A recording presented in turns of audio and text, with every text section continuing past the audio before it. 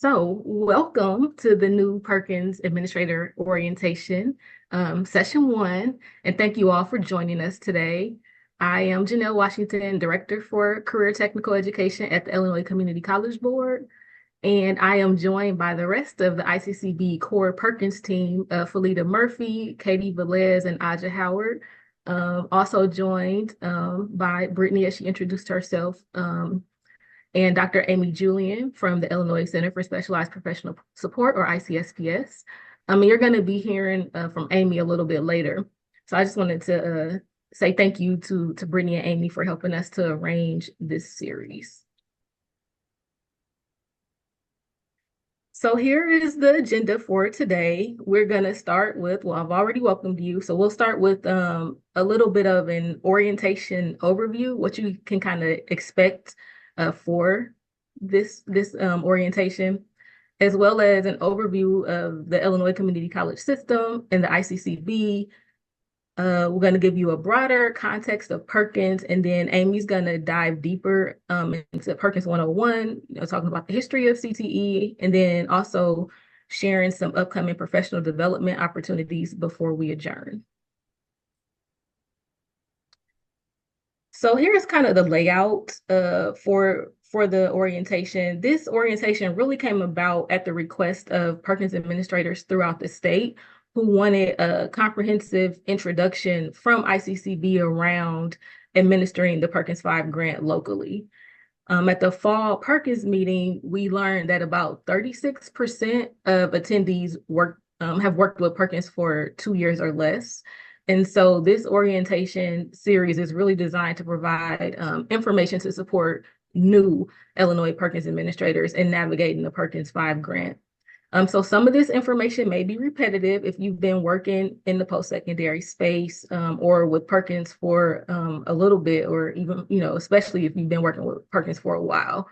Recognizing that even though many of our administrators are, on within that 0 to 2 year range, you've been performing a lot of the responsibilities with Perkins. And so some of this information might not be new to you, especially around the community college system and things like that.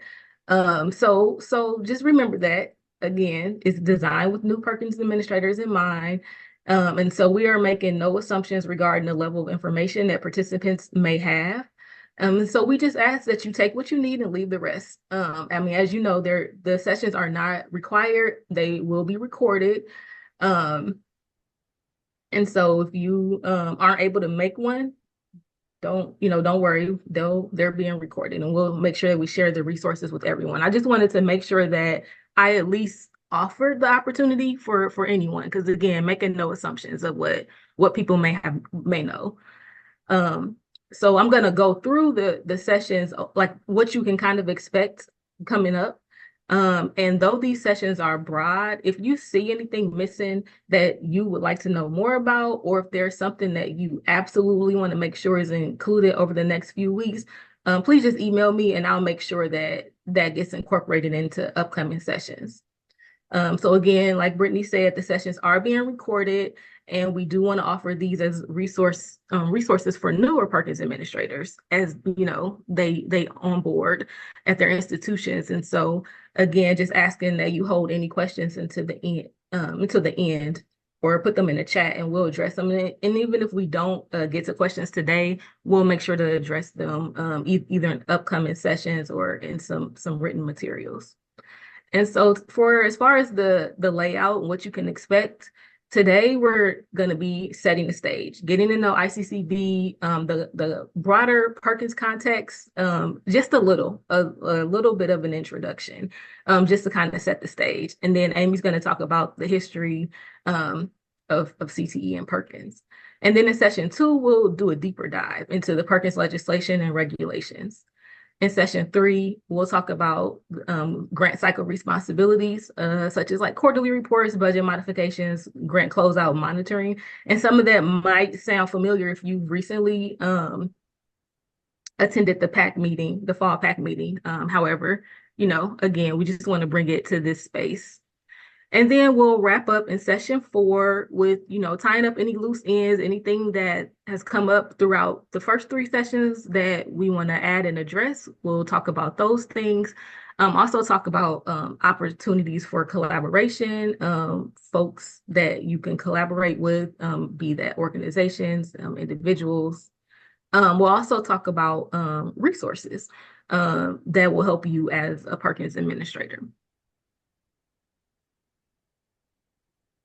All right, so with that, we'll switch gears and talk about the Illinois Community College System and the ICCB.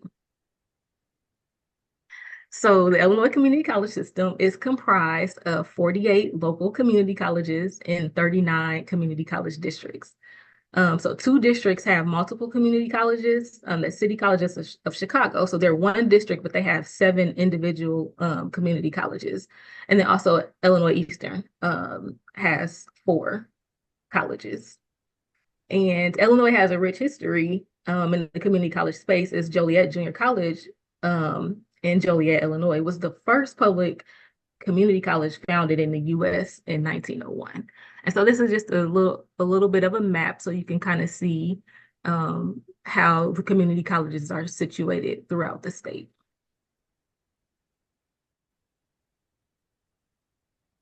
So as far as the Illinois, continuing talking about the Illinois Community College System, again, some of this information probably comes as no surprise to some of you, because this is the work that you all do on your campuses, on a daily basis. But I just wanted to highlight our community college system because it's something really to be proud of. So the community college system is the leading public workforce development trainer in the state of Illinois. The demographics, resources, and educational priorities vary across community colleges. And that really is kind of underscored by the fact that community colleges in Illinois are locally governed institutions, and that allows them to uniquely address their varying local needs. Again, those the varying demographics and priorities and resources. And then the Illinois Community Colleges are multi-purpose institutions with the capacity to offer preparatory courses, short-term continuing education, retraining, certificate and degree programs for high-demand jobs, associate degrees for career preparation, or transfer to bachelor degree programs. Again, probably no surprise, but I know we all get, caught up in our own silo sometime. And so it's kind of good to kind of recenter exactly what it is that you all are doing and the system that you're participating in to provide these opportunities for students. So what is the ICCB? So the Illinois Community College Board consists of 12 members. 11 members are appointed by the governor and confirmed by the Senate, and they serve 6-year terms. There's also 1 student member selected to the board annually by the ICCB Student Advisory Committee. The governor also appoints a chair of the board, and then regular board meetings are held throughout the year, and the board meetings take place at ICCB and also throughout the community college system. So, wouldn't be surprised if a board meeting is held on your campus. And so if you ever do have the opportunity to attend a board meeting, please do. I think they're interesting to see. Whenever I'm working in the office, they usually meet on Fridays when they're during the year. And whenever they're at ICCB, I always go down for a little bit just to listen in. So the ICCB is assisted by an executive director who is Dr. Brian Durham, and staff of approximately 65 individuals. And we have offices in Springfield, Chicago, and East St. Louis. And so typically when you hear people say the ICCB, or probably when you're saying the ICCB, you're probably talking about myself and my colleagues, because we're the staff that you work directly with. So we work with colleges, universities, state agencies, the state legislature, and the Office of Governor to support the board in carrying out its responsibilities. And so I just wanted to make sure that I brought that forward that so yes, the ICCB has staff, but there's also actually a board of 12 members as well. And the staff, support the board in carrying out their responsibilities. So the ICCB is the state coordinating board for the community college, for the community colleges. The board is responsible for administering the Public Community College Act. So a lot of, any regulations or anything that comes forward from the ICCB is really often us carrying out that Public Community College Act. The board is also responsible for statewide planning and coordination of the community college system, as well as administering state and federal grants such as the Perkins Grant, which is why we're all here, to community college districts and to adult education providers. The board is also responsible for managing the high school equivalency testing for Illinois, and the individuals who work in that division are up in the Chicago office. The board is also responsible for collecting and maintaining enrollment completion and student characteristic information on community college students. And so ICCB is the data collection authority for the system. And with that, the responsible for collecting data from the community colleges and then completing administrative data matching and then reporting, to any federal or state entities. That's all coordinated through the ICCB.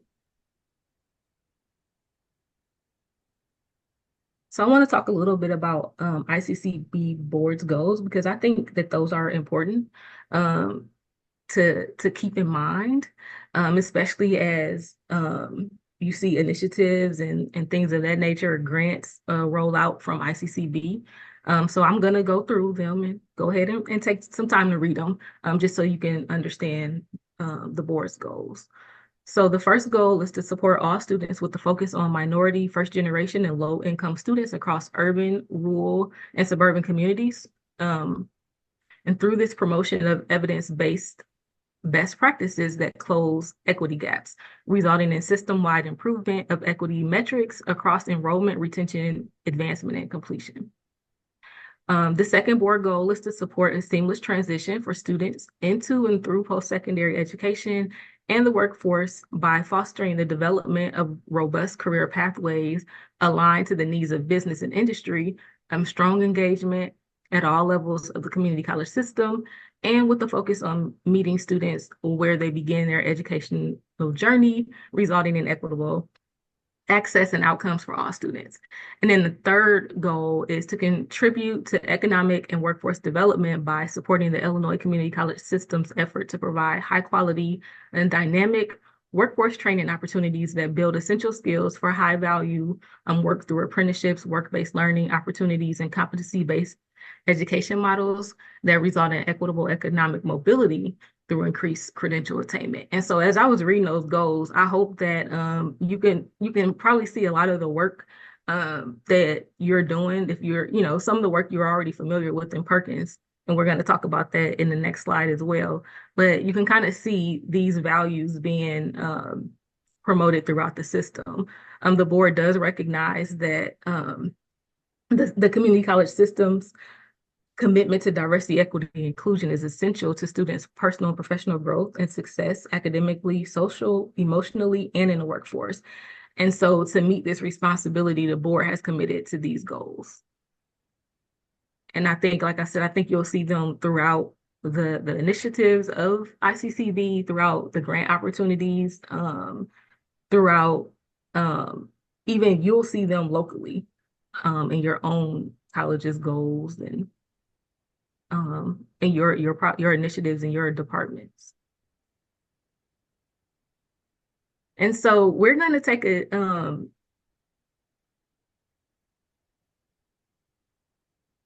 deeper dive into some of these areas that I'm going to talk about, but I'm going to talk a little bit about how CTE carries out the board's goals. And again, we're going to take a deeper dive over the course of this series, but I just kind of wanted to lay the foundation and provide a point of reference and to demonstrate that there is a strong alignment between the mission of CTE, Perkins 5, and the board goals. With the first goal aimed at closing equity gaps, you'll see this in your when you have to conduct the comprehensive local needs assessment. Also within the Perkins Reserve Grant, that grant is allowed to serve rural areas with high percentage of CTE concentrators or participants, area with high numbers of CTE concentrators and participants, and areas with disparities or gaps in performance. And so providing that reserve grant funding to help to close those equity gaps is a way that CTE carries out the board goals. And then also in your Perkins performance indicators and performance improvement plans, if you're not quite meeting those indicators of performance. As far as seamless transitions, you'll see that throughout the programs of study. That is an example of a seamless transition and pathways. Primarily, a program of study is, the sequence of courses from secondary to post-secondary, and then beyond. And so, as well as ICAPS, the transition point for adult learners to enter CTE program of study, where they have an opportunity to work to complete their high school equivalency while also being enrolled in CTE courses. So again, those seamless transitions. And then with the third goal, as far as economic workforce development and equitable economic mobility, there are often grants that support work-based learning. This afternoon, I'll be facilitating a bidders conference for the trade school grant program, and that's an opportunity, an example of a grant designed around economic and workforce development and equitable economic mobility. And there's plenty of other grants as well. And then also just within our quality definition of program of study that require work-based learning. So again, hopefully, I just wanted to kind of like show you how we operate, how we, live out, carry out ICCB's goals and CTE, and how you help to do that as well as a Perkins administrator. And then these are just our current board members, and there's a link if you want to learn more about them.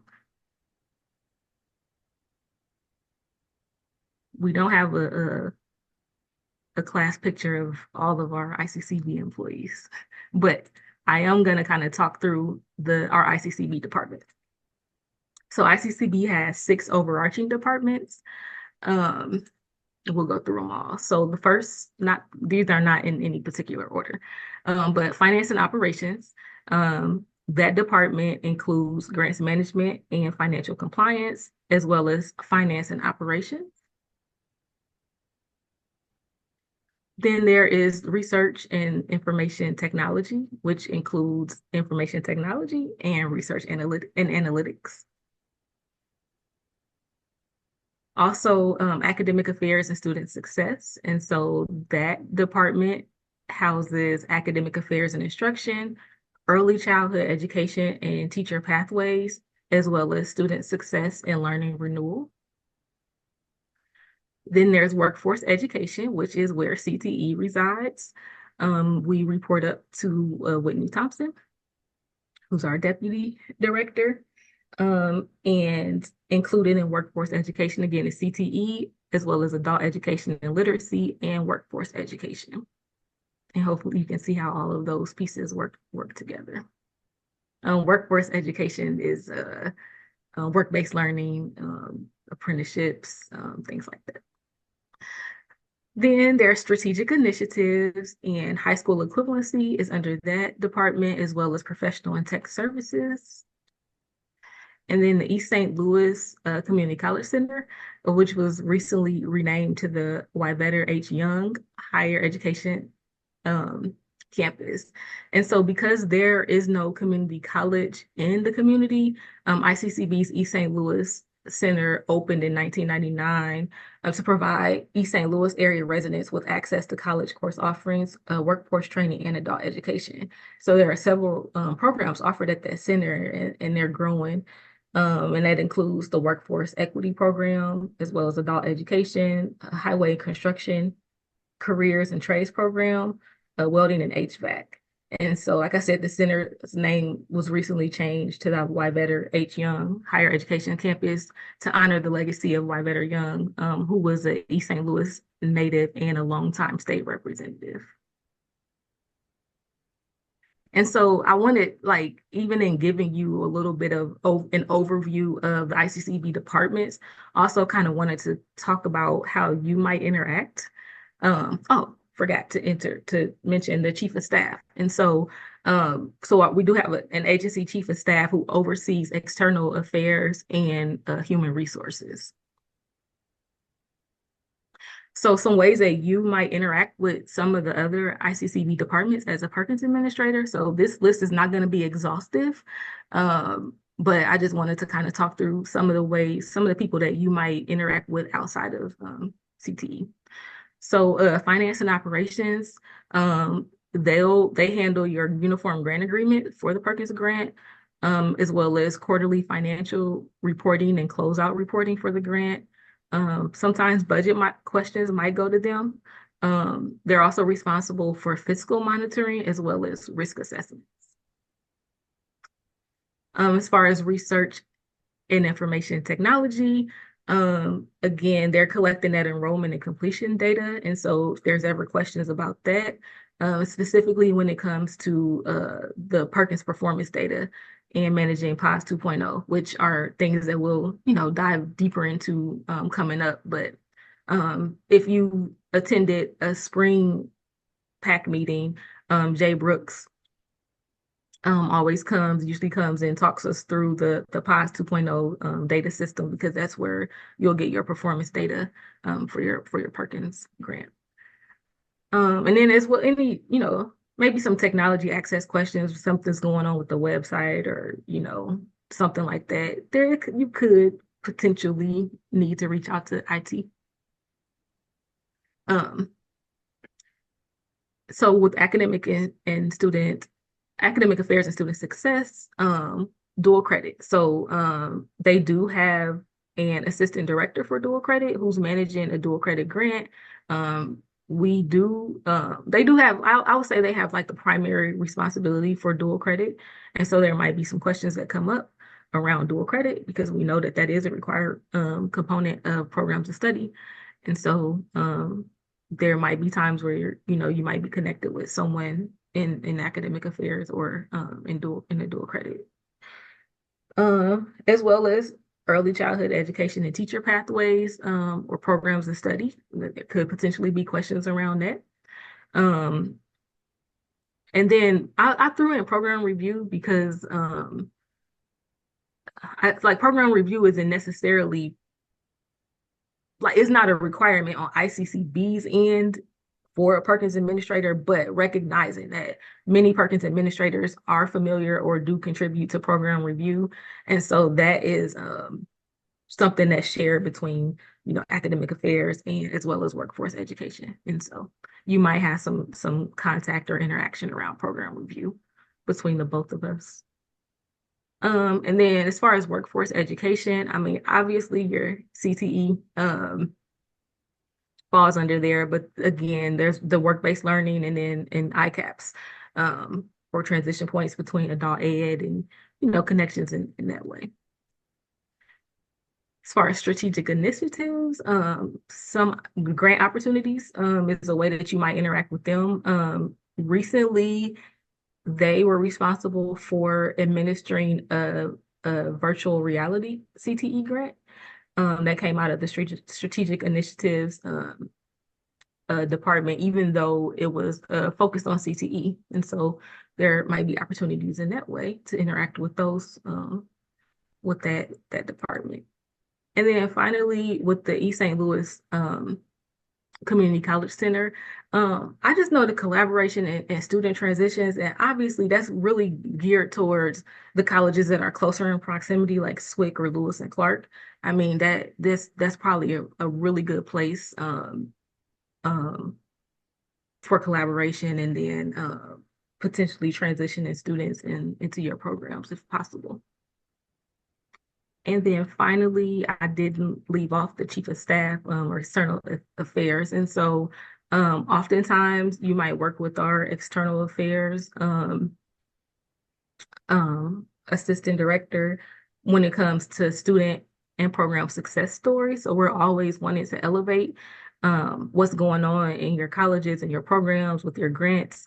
And so especially with CTE month and, all those special times to highlight CTE, um, will often connect you with external affairs to get those stories out.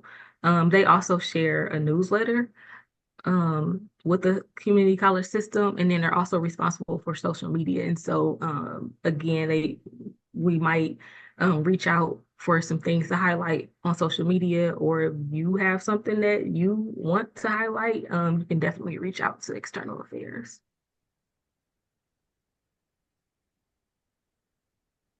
Okay, so just a little bit more deeper about the ICCB CTE team.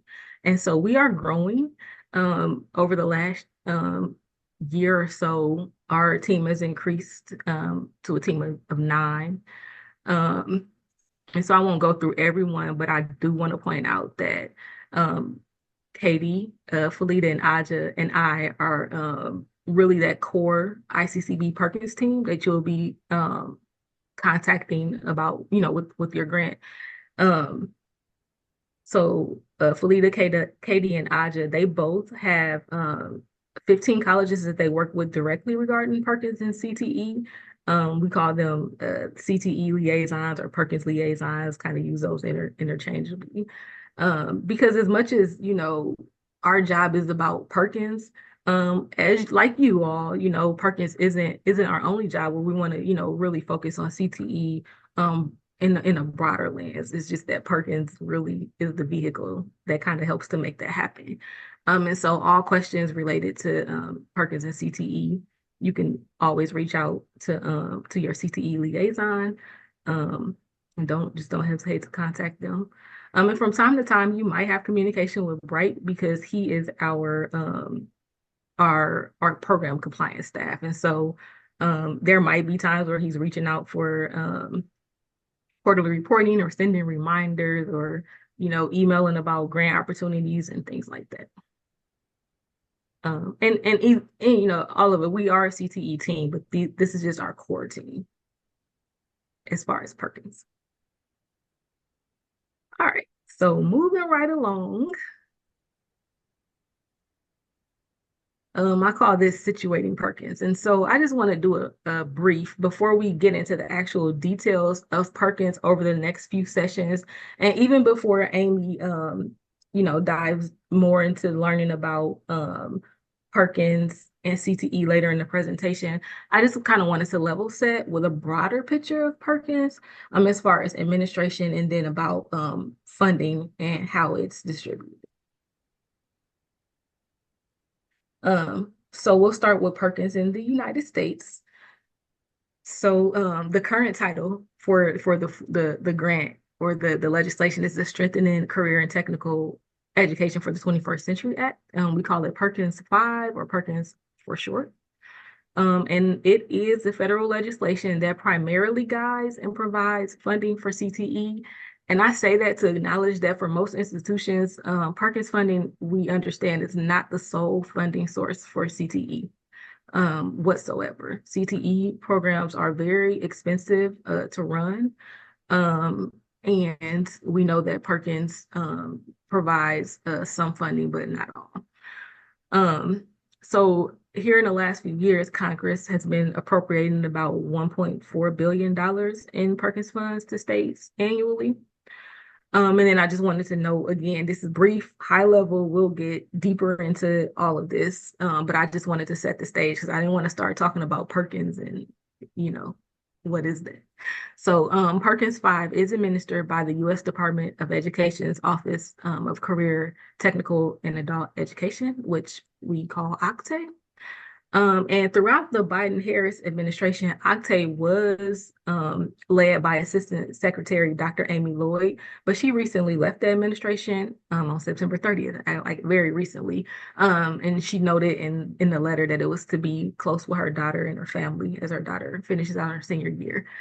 So anyway, Deputy Assistant Director for Career, Technical, and Adult Education, Luke Ryan, has stepped into the acting Assistant Secretary role for Octave, and that was effective October 1st. I found that out and wanted to make sure that I highlighted that. So as far as Perkins in Illinois, so the Illinois State Board of Education, or ISB, that's you could kind of, kind of like our sister agency for the secondary system. So they are the eligible agency responsible for the state level administration of the Perkins grant. And that comes through Perkins Section 121A, requires, a state eligible agency. And so Illinois State Director for CTE as a result is Marcy Johnson over at ISB. She's their director for CTE. And she's the primary contact with Octave when it comes to Perkins. So ISB delegates authority though under Section 121B of Perkins. They are able and they have delegated authority to ICCB to administer, operate, and supervise post-secondary Perkins grant activities. And so primarily probably never ever have any contact with ISB. But I do want to point out that, like I said, they receive our grant and then they distribute it to us. But I do want to note that we work closely for state administration and alignment of the secondary and post-secondary CTE systems. And that's through our state plan, which we won't go deep into today, but things like that. We try to really be on the same page. And then also wanted to note that Illinois' federal Perkins allocation is split 60-40 between secondary and post-secondary. And then community colleges are allocated federal. So if you were ever wondering, like, how do we determine how much Perkins funding you get, federal Perkins funding you get, that is based on a formula allocation that looks at CTE enrollees and CTE completers receiving Pell. And I'm gonna kind of do a deep dive because I think that's important. Like I said, with setting, this is and hopefully this doesn't seem like out of order, out of context, but I just wanted to kind of like set the stage for like Perkins and how funding is, is allocated before we get into, all the nuts and bolts. And so additionally, in addition to your federal Perkins allocations, colleges also receive state CTE funds. That's because Perkins requires states to match their CTE allocation. And so we're going to talk about both of those. Though I will say that the federal Perkins grant is subject to the provisions of the Perkins law, but the state CTE funds are not. And so we often find that the state funds typically go into your institution's funds and they're not administered by the Perkins administrators. Like you'll probably never most people probably won't see those funds as Perkins administrators, but that doesn't necessarily mean that they're not supporting CTE beyond what you're writing into your Perkins grant. Because again, understanding that the federal Perkins funding is not the sole funding source to support CTE. All right, so I am gonna just kind of walk you through how we determine the your federal allocation. And so we take the total post-secondary Perkins allocation. That's again that 60-40 split. And we divide that by the total number of the state's CTE enrollees and completers receiving Pell. And that gives us the Pell rate. And then we take that Pell rate and we multiply that times the college's individual CTE enrollees and CTE completers receiving Pell. And that's how your individual Perkins allocation, federal Perkins allocation is determined. And so as an example, these are our FY25 Perkins allocations. And so to determine the Pell rate, we divided that 18 million by the 24,843 students that were CTE enrollees and completers receiving Pell in FY23. And so this is because there's a data lag. You'll always, usually with our Perkins data, you're always going to see a data lag that's necessary to collect the data, especially when it comes to completers. And so for an example, so they gave us a Pell rate of $739.12 per CTE enrollee or completer and completer. So Blackhawk, they're the first on the list, so I just use them as an example. Took that $739.12. They had 557 CTE enrollees and completers receiving Pell. And then that gave them a total of $411,690 for their FY25 Perkins allocation. So in case you were ever wondering, how we determine it is tied to your college's CTE enrollees and completers receiving Pell. And that comes from the federal legislation as well. And then as far as state, we won't go too deep into this, but I just wanted to show you the FY25 state CTE funding allocations. And that's determined by CTE funded hours. So the number of CTE funded hours that your college generates, that's how the state CTE, the match funds are determined. And again, separate from the federal Perkins funds and often absorbed into the institutional funds, and because they don't require ICCB oversight. And then I just wanted to kind of just talk through, this is a resource from the Association of Career Technical Education, or CTE. It was last updated in 2022, but the information hasn't changed. Just to point out that the provisions for funding come directly from Perkins. And we kind of talked about the formula for determining your local state federal allocations. But the formula that Octane uses to determine the state allocations, like how much we get as a state, it's a way more complicated, but it boils down to the age distribution of a state's population and state per capita income. And so it's far more detail in section 111 of Perkins if you want some very heavy reading. But so this is just kind of an example. So we get the state allotment. The state is able to allocate up to 15% for state funds, administration, leadership funds, non-traditional training, recruiting special populations, and then institutional set aside. And that goes up to 2% can go to support individuals in state institutions like correctional facilities, juvenile justice facilities, mental health facilities, and things like that. So up to 15%, but no more than 15%. And then at least 85% must go to the local secondary and post-secondary system. So I also wanted to point out too, over here with our state leadership funds, we use that for professional development, our grants to support our professional development partners or research partners, model programs of study, and also offering competitive leadership grants. So there might be opportunities that will come up for you to apply for a Perkins leadership grant, and that is through the state leadership funds. Then as far as local funds, again, 85% must go to the locals. And so the states decide the percentage to be distributed, looking at using that formula based on the number of students receiving Pell, and then BIA, that's the Bureau of Indian Affairs. And so that's for tribal communities, so that it wouldn't apply in Illinois. And then that money goes down here to you all and the post-secondary institutions. And we'll get into the uses of funds and things like that. But there are, some required uses of funds that Perkins lays out, as well as some allowable uses of funds as well. So again, just wanted to kind of level set so you all, understood the allocation and where that comes from.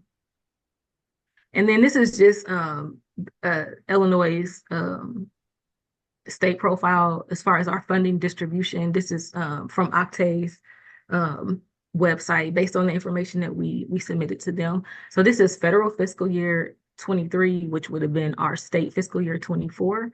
But if you go back and compare this breakdown to like the allocation sheet that's on the CTE's website or web page, like you'll kind of note that the actual amount that the community college received was about $1 million higher than what's listed here. And that's because we're typically able to roll any unobligated funds into the allocation. So again, it just breaks down, it breaks down kind of where the allocation went in FY24. So that wraps up the introduction to the orientation as a whole, what you can expect going forward. Also, we talked about the community college system, the ICCB, who we are, what we do, and then just kind of briefly introduce Perkins 5. And so now I'm going to turn it over to Amy. Good morning, everybody. My name is Amy Julian. I'm the director for the Illinois Center for Specialized Professional Support. You were introduced to my colleague, Brittany, as we started this morning, and just looking forward to working with you as we do these fantastic orientation sessions. So this part of the session is really Perkins 101. Those of you who know me or don't know me, I'll just let you know, I'm a history nerd. This was part of my dissertation topic, so I will be brief. I will not go into 6 hours of history, but it is a fantastic topic, really looking at, how we got to career and technical education and where this all came from. So to guide us on our conversation today, I have put together some slides. Again, Janelle said 30 minutes, not 6 hours, Amy, so I did that for her. So we're going to look at a brief history of vocational education. Then we're going to look at the players that shaped the legislation in special populations, because that's pretty important. We're going to talk about the evolution from vocational education to career and technical education. We're going to look at those different reauthorizations and get us right to Perkins 5. So the next time when we come together, you're going to really deep dive into Perkins 5. We'll wrap up today with a couple of professional development events that we have for you and that are in the works, and we'll have registration out quite soon on those. So that's our game plan for the next few minutes. And just wanted to let you know that we're going to cover some exciting topics. As I had posted in the chat earlier, if you have questions as we're going, post those in the chat. I'll pause for questions before we wrap up today. And if you have questions for Janelle, same thing. Don't feel that just because you didn't post during her chat, if you have questions, she'll be happy to answer those as we go along as well. All right, so let's get started.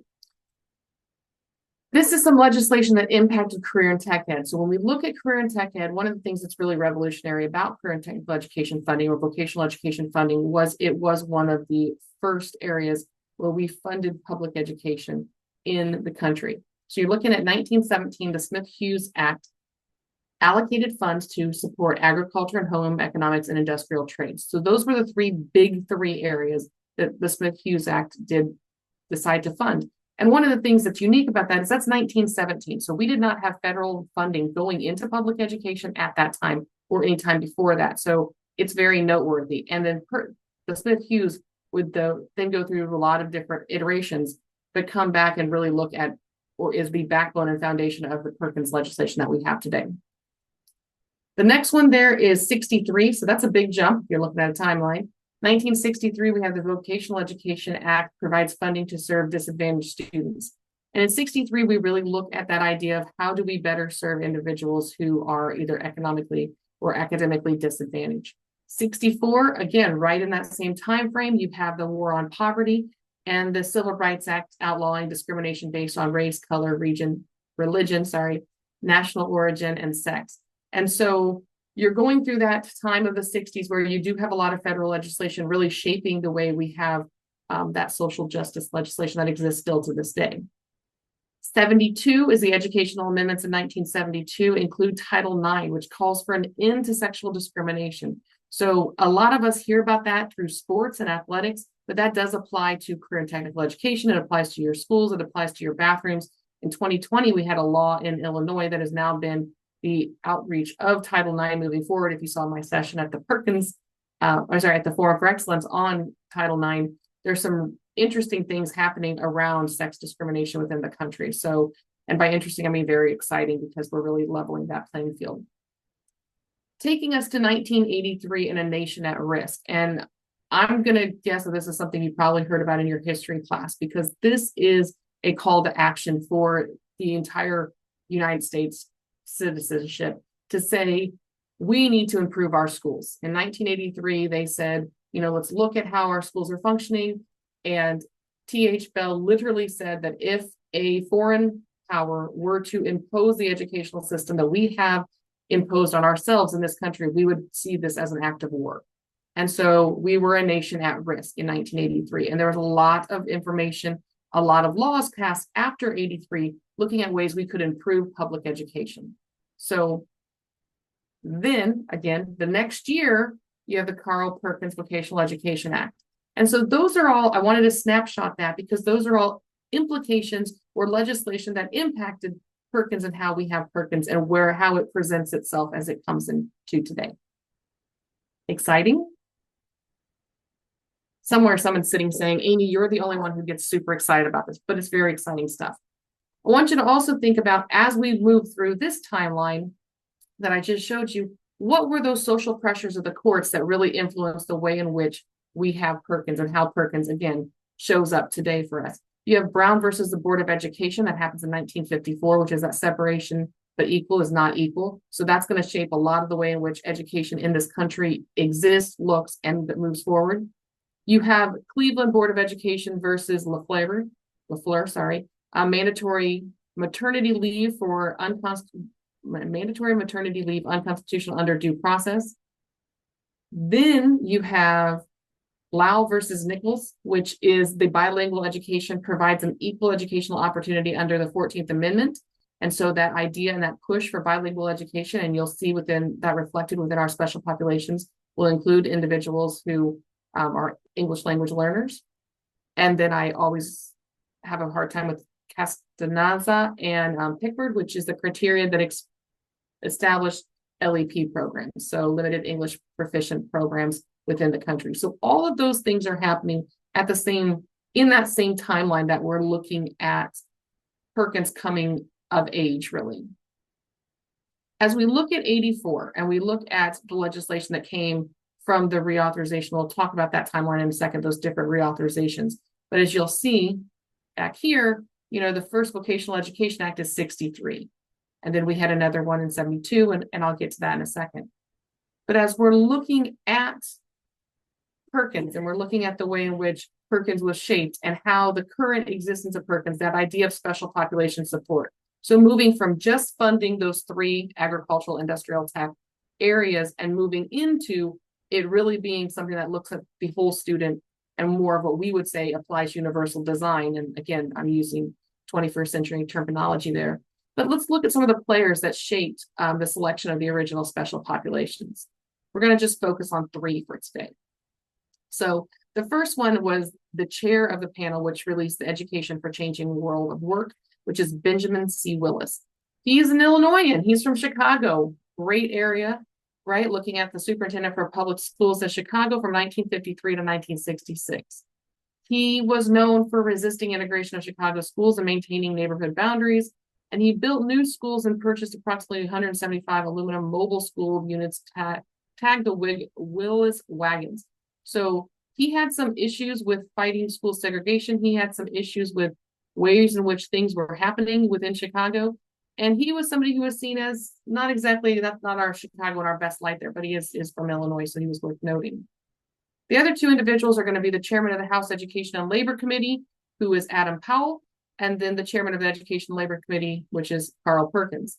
And so looking at that, Powell is a very unique character. And if you dive into his history, he was one of the first African Americans elected to the House of Representatives from New York. He was a strong supporter of civil rights movement. And the last one that's there because it's noteworthy, but it's not really noteworthy. But looking at the idea of what the population that he represented was, where were those areas that he felt needed help? Economically disadvantaged, individuals who had a disability, individuals who could not speak English. Those were his populations. When you look at Perkins himself, he's a Democrat from Kentucky, vastly different from New York, but not necessarily in the populations that they chose to serve.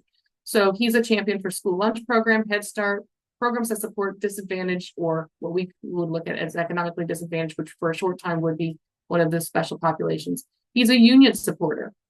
So you're saying, okay, if these two guys are both similar and they both chaired the committee during similar times, or one right after the other, why are we having it called Perkins and not Powell? It's that last bullet there. So as the Vocational Education Act of 1984 was passed through the House and being passed through the Senate, Perkins dies.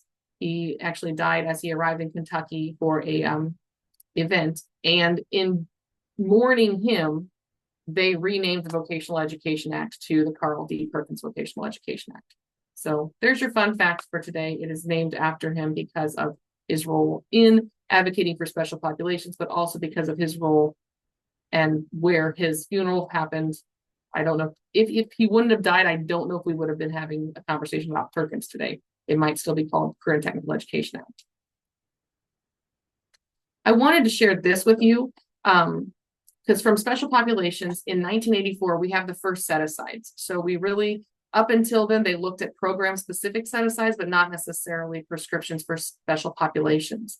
And so the first set-aside, we had two designations. One for, at that time, they called them handicapped or individuals with disabilities. I'm using the correct terminology there for that time, but not necessarily for today. And disadvantaged students were each subdivided into two additional percentage allocations. 50% of the set-aside for individuals with disabilities was mandated to be allocated to eligible school districts post-secondary educations on the basis of the relative number of economically disadvantaged individuals enrolled compared to the total number of economically disadvantaged students in the state. And so looking at how they allocated those dollars, but you're looking at program improvement was 43%, individuals with disabilities, 10%, disadvantaged, 22%, adult post-secondary, 12%, and then single parents or homemakers, 8.5%. You think about today, we don't necessarily have those set-asides in the same way. Those were that was something that kind of rolled out in the 1990 legislation. But up until 1990, from 84 through 90, we really did have specific set-asides for special populations.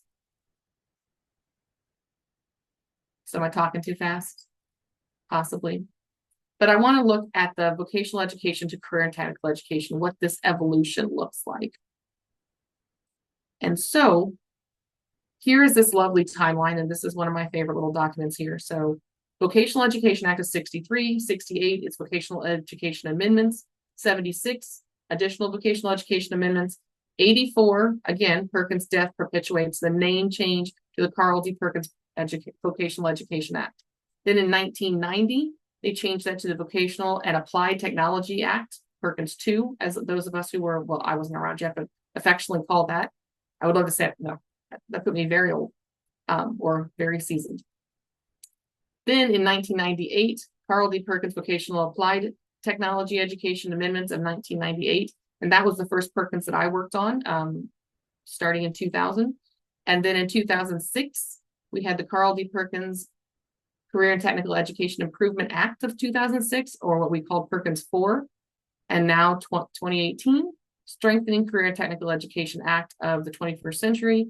Again, this is the first time in 2018 that Perkins has been taken out of the name, the official name, but we still all affectionately call that Perkins 5. So that's our timeline of really these different reauthorizations. But let's kind of look a little bit more into how we have this name change from vocational to career and tech ed, so that 98 to 2006, because that is a really exciting time. So in 1994, we had the NAVE report and really a vocational education review. And then in that same year, you look at having the Association of Vocational Education becomes the Association for Career and Technical Education. So 94, 95, moving into those areas. The neglected majority comes out and it leads to the creation of tech prep. And what the neglected majority really outlined was that idea of, if you look at a nation at risk, they're saying, we don't have the best educational system. The neglected majority says, what we're looking at is we have an educational system that is designed for those on the high end, and we have great supports for them. We have great supports for those in the low end, but those individuals in the middle of the bell curve, we don't have fantastic supports for them. They are the students who just fall through the cracks, as many would say. And so we look at how we can create a program, which was tech prep, to really address those individuals who are not at the highest level of their class. They're not the high honors kids, but they're also not failing. So how do we help them reach success? Goals 2000 was a document that came out of the individuals who were all governors and the years leading up to 2000, so 98, 99, and into 2000. And you're looking at individuals who you might know quite well. You're looking at George W. Bush.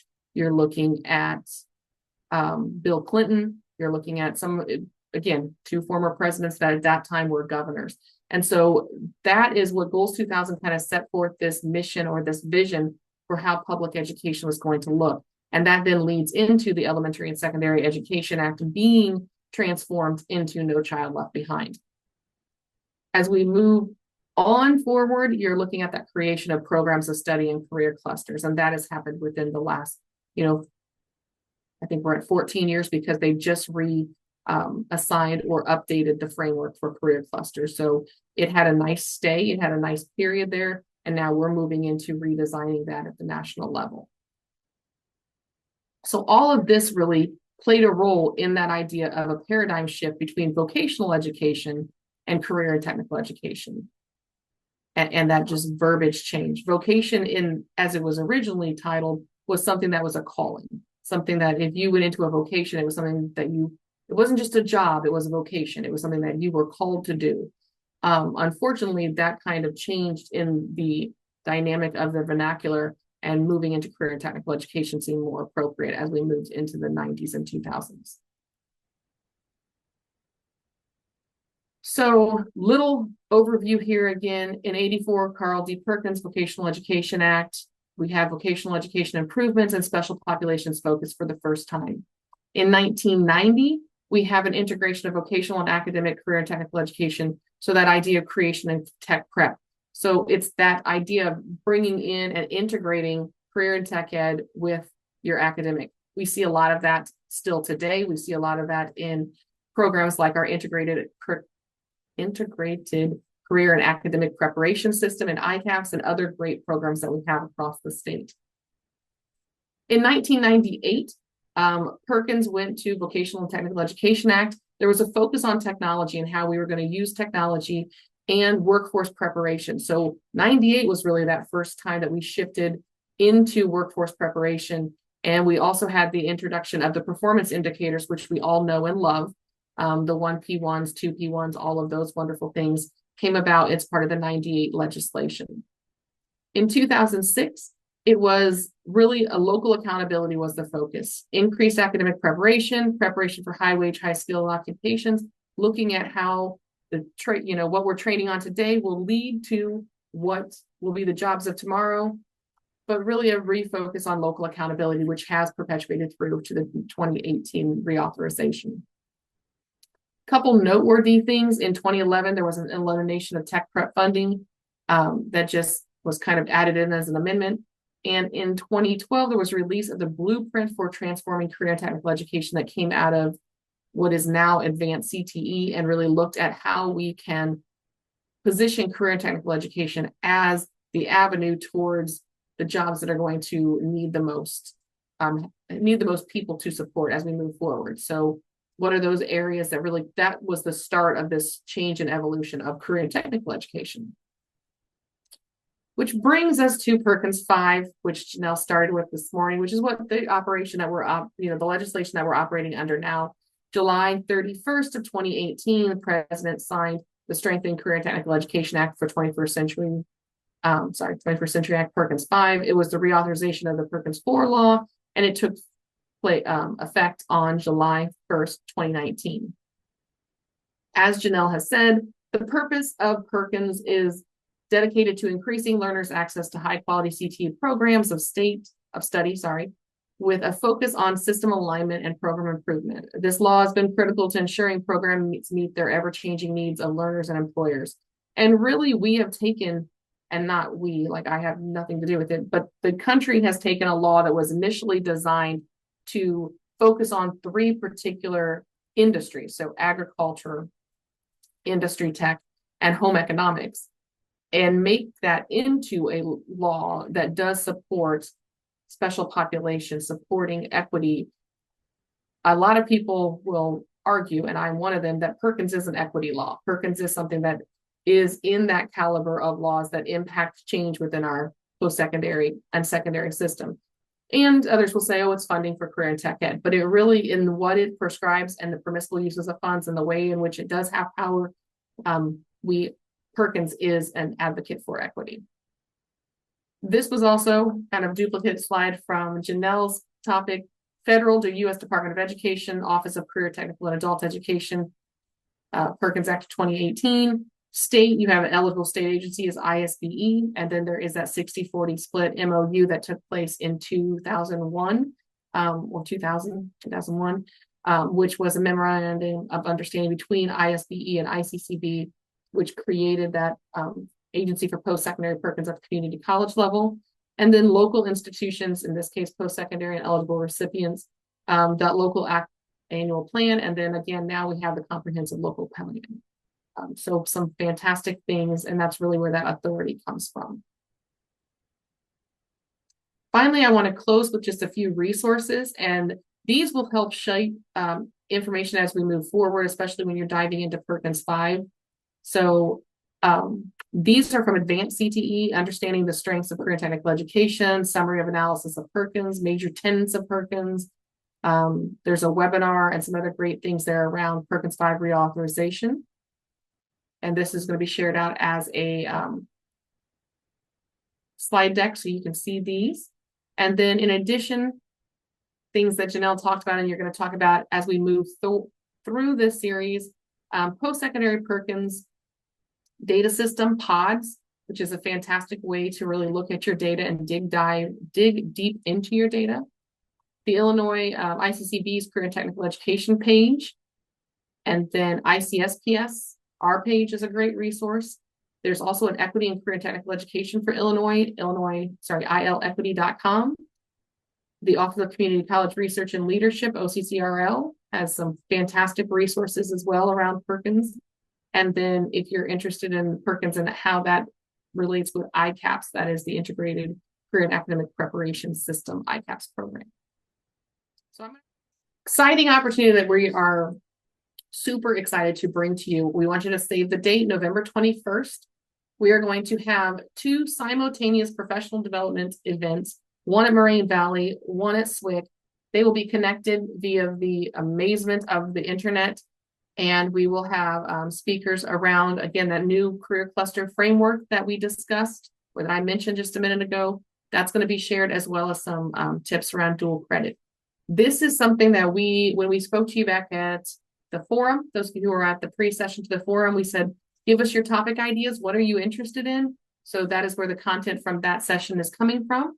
And there will be ICCB representatives and ICSPS representatives at both Moraine Valley and SWIC. And then you'll get some great professional development out of that day. So please mark your calendars. It's a post-secondary career technical education regional workshops. And then that's my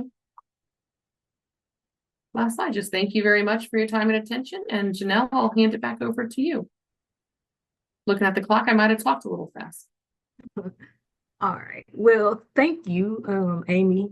And thank you all for joining. Again, we wanted to kind of level set. Sometimes you might work on a grant, it's like, oh, I'm working on this grant for a year or 2 years and it's gonna end, and gotta switch. Perkins is one of those grants that's been around, as Amy mentioned, for a very, very long time. I don't personally anticipate it going anywhere anytime soon. It does have bipartisan support. Again, it's like really the backbone of CTE. And so I think we're lucky in that fact that we get to work for Perkins, where, you obviously, with the economy, things happen, but it's like one of those things that's been a constant. It's been a staple as far as CTE. And so we just wanted to give you that history so you see where you are in that history, and like where you can help to push CTE forward.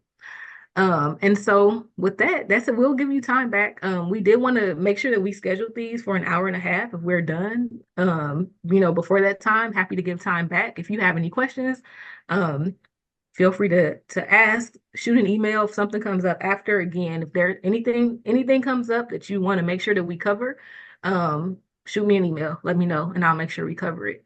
But if there are no questions, we will adjourn. And I just thank you all and look forward to meeting with you all next week.